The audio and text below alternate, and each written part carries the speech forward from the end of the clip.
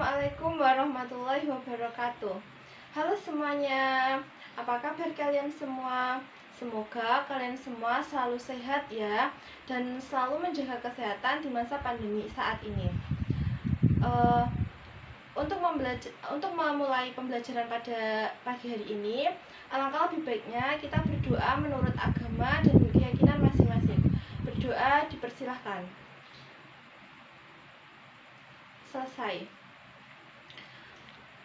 Pada pembelajaran kali ini, sebelum memulai pembelajaran pada kali ini, Ibu akan bertanya kepada kalian semua. Apakah kalian pernah menonton stand up comedy?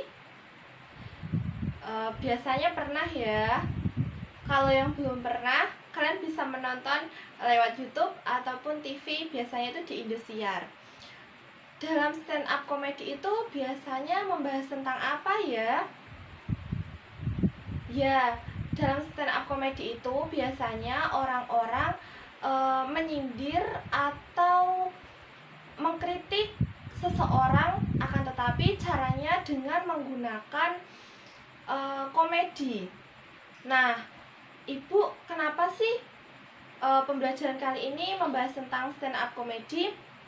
Karena pada pembelajaran kali ini kita akan membahas mengenai teks anekdot. Apa sih teks anekdot itu? Teks anekdot adalah cerita singkat yang menarik karena sifatnya lucu dan mengesankan. Biasanya mengenai orang penting atau terkenal dan berdasarkan kejadian yang sebenarnya. Tetapi banyak juga yang didasarkan dari cerita rekaan atau karangan. Anekdot biasanya juga berbentuk dialog singkat antara dua tokoh.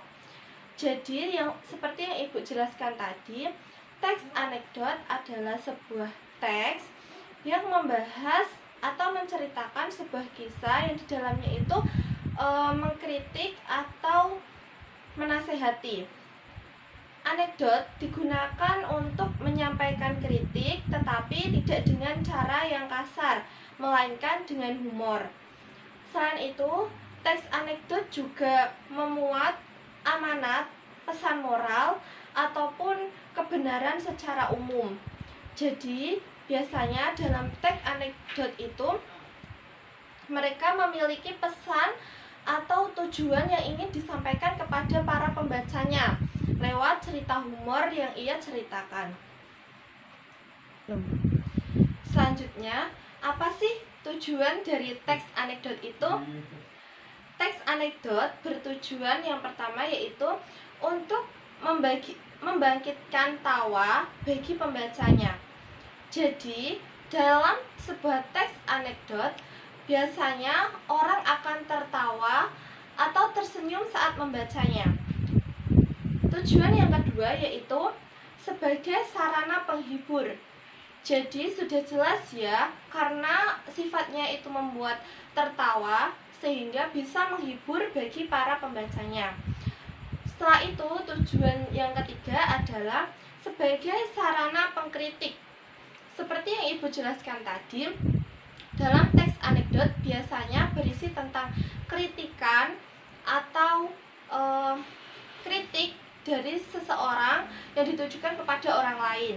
Sehingga dalam sebuah teks anekdot biasanya berisi kritik, akan tetapi menggunakan bahasa humor. Selanjutnya yaitu ciri-ciri teks anekdot.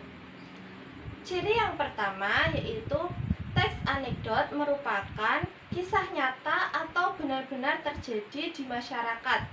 Jadi biasanya dalam sebuah teks anekdot itu mengangkat tentang tema-tema atau cerita-cerita yang berada di sekitar kita. Cerita-cerita yang biasa kita temui di kehidupan sehari-hari kita. Selanjutnya ciri yang kedua adalah menampilkan tokoh-tokoh yang dekat dengan kehidupan sehari-hari atau orang-orang penting. Jadi dalam pembuatan teks anekdot itu biasanya mereka mencantumkan tokoh-tokoh yang sangat familiar dengan masyarakat atau tokoh-tokoh yang sudah terkenal. sehingga dalam cerita tersebut dapat saling bersinggungan dengan kehidupan pribadi. Dalam ciri yang ketiga yaitu memiliki sifat humoris, lucu, menggelitik, dan berbau lelucon dengan tujuan menyindir. Dari pengertian yang Ibu jelaskan tadi, bahwa sifat dari teks anekdot itu yaitu berisi lelucon dan juga menggelitik dan humoris. Akan tetapi di dalamnya juga terdapat sebuah sindiran atau kritikan, sehingga ini juga terdapat dalam ciri-ciri teks anekdot. Ciri yang terakhir atau yang keempat yaitu terselip kritik atau tujuan. Jadi dalam pembuatan teks anekdot itu biasanya berisi tujuan. Apa sih sebenarnya yang ingin kita sampaikan dalam sebuah teks anekdot tersebut? Biasanya kan kita menuliskan sebuah teks itu tujuannya untuk mengkritik ataupun memberikan masukan kepada orang lain. Nah, itu salah satu tujuan dari teks anekdot. Dalam pembuatan teks anekdot, kita harus mengetahui struktur yang terdapat dalam teks anekdot. Apa sih struktur yang terdapat dalam teks anekdot? Struktur yang pertama yaitu abstrak. Abstrak adalah menjadi struktur abstrak ini adalah urutan paling awal dalam pembuatan teks anekdot. Dalam abstrak ini biasanya membahas mengenai pengenalan secara umum atau pengenalan awal agar pembaca dapat mengetahui apa sih yang ingin disampaikan oleh penulis. Struktur yang kedua yaitu struktur orientasi. Dalam struktur ini merupakan awal kejadian pada cerita atau juga bagian yang menjelaskan latar belakang mengapa peristiwa utama dalam cerita tersebut dapat terjadi. Jadi, dalam orientasi ini menjelaskan latar belakang masalah yang akan diangkat pada penulisan teks anekdot nantinya. Jadi dalam orientasi ini biasanya menjelaskan tentang latar belakang suatu masalah yang akan dijabarkan pada teks anekdot yang akan dituliskan nanti. Struktur yang ketiga yaitu krisis. Apa sih krisis itu? Jadi krisis adalah pengungkapan masalah utama yang dituliskan dengan warna yang unik dan tidak biasa. Jadi dalam penulisan teks anekdot itu cara penulisannya tidak biasa dan cenderung lebih unik, karena dalam teks anekdot ini kan bertujuan untuk menghibur. Jadi dalam mengangkat sebuah masalahnya pun juga dituliskan dengan cara yang unik agar pembacanya itu bisa tertarik dan juga tergelitik dengan masalah yang diangkat. Ya, struktur yang keempat adalah reaksi. Apa sih reaksi itu? Jadi reaksi adalah bagian yang ditunjukkan atau umpan balik yang ditunjukkan dalam sebuah masalah. Jadi apabila ada masalah, maka ada umpan balik yaitu berupa reaksi. Reaksi juga dituliskan dalam bentuk yang unik dan juga tidak biasa. Sehingga biasanya dalam penulisan teks anekdot ini penulisannya cukup unik dan juga menggelitik agar pembaca dapat terhibur atau tertawa dengan tulisan yang dibuat. Selanjutnya, struktur yang kelima yaitu kode. Kode merupakan struktur yang terakhir. Dalam kode ini seperti penutup dalam teks anekdot. dalam kode ini menjelaskan bagian penutup dalam cerita dalam sebuah teks anekdot. Jadi dalam kode ini biasanya terdapat penutup atau simpulan. Simpulan yang dituliskan juga itu tulisannya sangat unik dan juga tidak biasa, sehingga dalam penulisan sebuah teks anekdot itu biasanya menggunakan tulisan-tulisan yang dapat menimbulkan reaksi tertawa kepada pembaca saat ia membaca teks anekdot tersebut.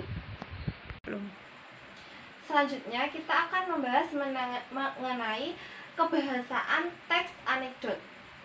Terdapat 5 ciri kebahasaan dalam teks anekdot. Yang pertama yaitu menggunakan bahasa yang kreatif dan efektif atau retorik. Maksudnya, dalam penggunaan teks anekdot, kita harus menggunakan bahasa yang kreatif atau tidak biasa, sehingga saat membaca itu orang-orang tidak merasa biasa atau dengan bahasanya itu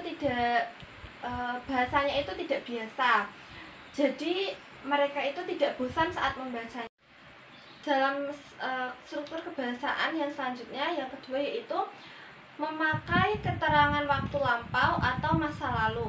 Contohnya itu seperti kata kemarin, pada suatu hari. Jadi dalam penggunaan teks anekdot itu biasanya menggunakan kata-kata yang lampau atau sudah pernah terjadi.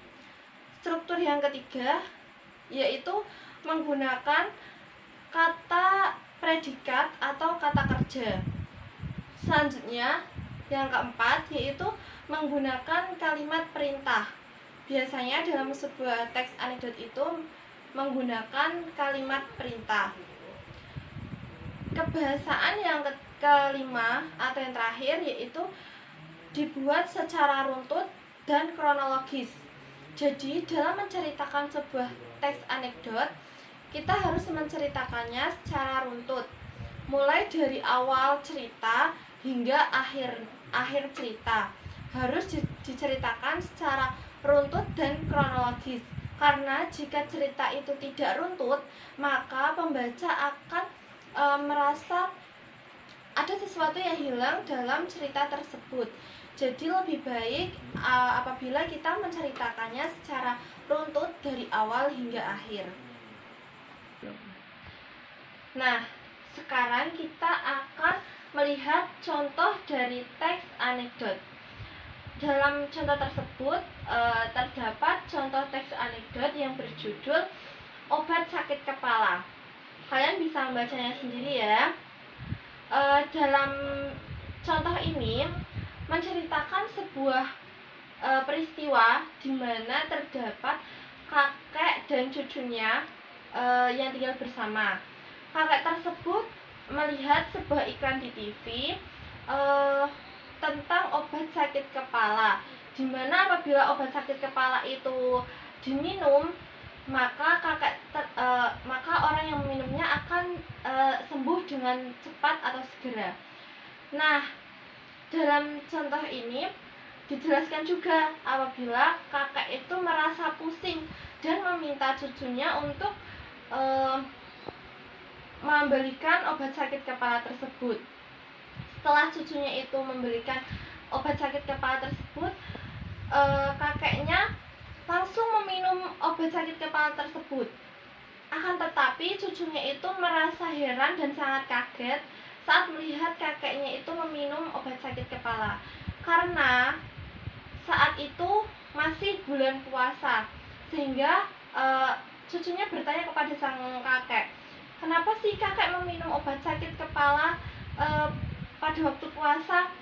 Kakeknya itu menjawab seperti yang ada pada iklan di TV tadi, bahwa obat sakit kepala itu bisa diminum kapan saja, seperti itu.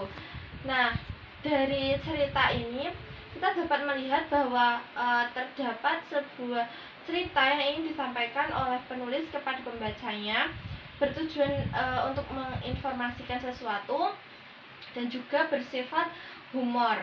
Jadi itu juga salah satu dari ciri dari teks anekdot.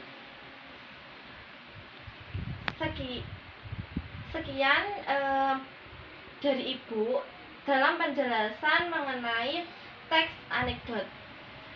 Dalam penjelasan kali ini, Ibu harap kalian semua bisa memahami dan juga mengerti apa yang Ibu terangkan tadi ya. Apabila kalian masih kesulitan atau menemui masalah dalam pembuatan teks anekdot, kalian bisa bertanya kepada Ibu melalui grup WA ataupun melalui GC. Sekian dari Ibu. Apabila ada kurang, Ibu mohon maaf. Wassalamualaikum warahmatullahi wabarakatuh.